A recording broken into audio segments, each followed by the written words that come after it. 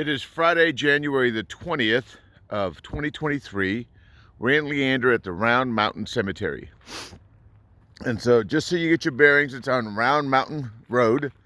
This is the Round Mountain Community Center over here.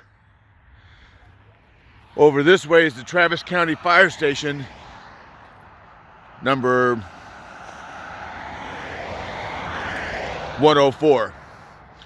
So the cemetery is completely fenced in. There's an entrance walking gate here. There is a drive-through gate over here that is padlocked.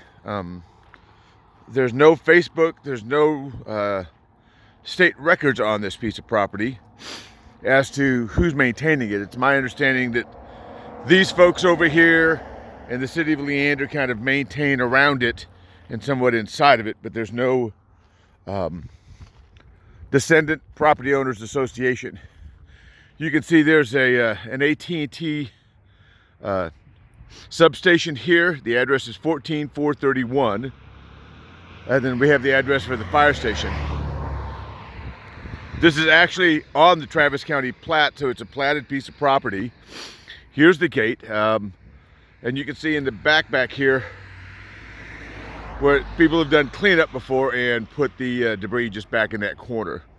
So I'm not sure that there are any burials along this fence line here. Let's take a walk through and I'll show you some of the distinct burial areas, and we can talk about coming out and mapping the site. I've photographed everything that I've visibly seen, but that doesn't mean that there aren't more. So standing here at the gate, you can see some brush over here. You can see some piles of stones, but the whole property has a lot of stones in it. You can see this somewhat walkway or wall right here. There appears to be a little curve here. So what's natural and what is potentially a gravesite is going to be determined. It's important that everything get photographed and mapped in place. There was at one point a sign here that is long since gone. But clearing up some of the brush, more importantly, clearing up this fence line so we can get measurements on it. It's not very wide, so we can divide it into 4 sections across this way,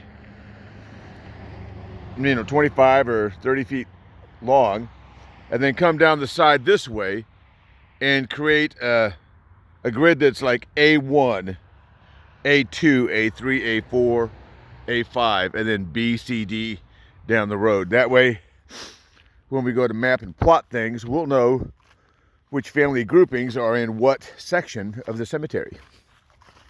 So the first one you're going to run across to is this area here. You can see that this is the Lunsford's lot. There's a modern headstone here.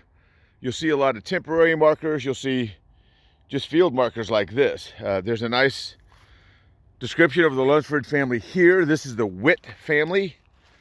Our father, and then presumably the mother, Nancy Witt. So again, this dates back to 1913. We'll put together a database of what we have so far. As we walk along the fence line here, you can see along this edge, there's some rocks and stuff, but we'll have to kind of figure out what's rock and what may be identifying grave spaces. Here we have a depression and some cactus here, and the grave space is back that way. The next grouping you're going to see is over here. There was once probably an obelisk on this, but it's not on site that I've seen. And there's a footstone. Headstones, footstones. So I'm assuming that's east. Headstone. So there's one. This one's got a name on it. This one says Maggie, Elizabeth Smith. This is J.W. Smith. We have some that were slotted bases that were limestone that have presumably just been trashed or lost over time. This one's broken, but it's still repairable. You can see where somebody tried to repair it with cement and it didn't hold. We can come back in here and fix this, but document current conditions and then start with the preservation plan. Here we have this one here. We have one here. So a lot of these things need to be documented in place, rolled over, and photographed. This is the walkway from the double driveway along the AT&T line. Back this way, I found no signs of any burials along this line here.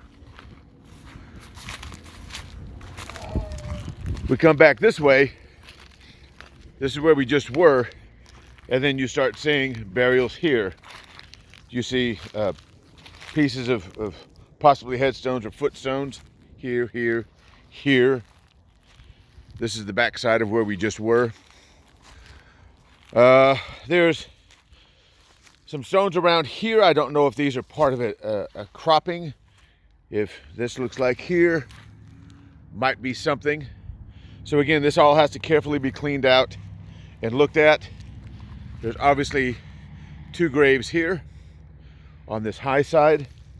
There's a bit of a berm here. We come back this way, and again you see graves here, here, and here. There's a large stone enclosure right here. No apparent markings on it. We have our guardian dog for the property behind us here. And then you have a large area in here. The series of photos were taken starting at this row, moving up, moving to the center row, and then moving this way. You have a burial group back here.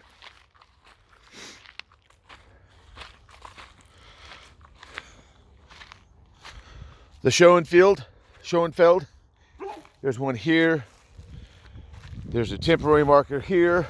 There's one here, and there's a homemade one here that's kind of fallen apart. So some of these modern ones or the older ones, we might be able to pull up, go to Family Search or Death Records and pull them up. Here's one from 1935, Edward. We should be able to pull up his death certificate and then look to see if he was married, single, who his parents were, and that'll help us connect the dots in through here. So as you can see, it's not a very big cemetery. Again, there's one right here. Coming in here, planning a work day, removing some brush, whether it all gets piled back here for the time being, clearing this out, and then starting off by mapping the fence line, creating a grid system, and then coming here and properly plotting each one of the features and burials onto the map. Doing the background history, and then start looking at the preservation aspect of repairing or doing conservation work on the stones that we can find.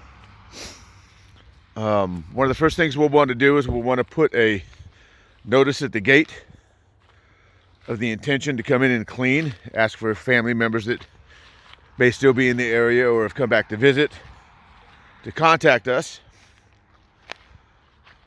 And then we slowly and methodically come through and document the site.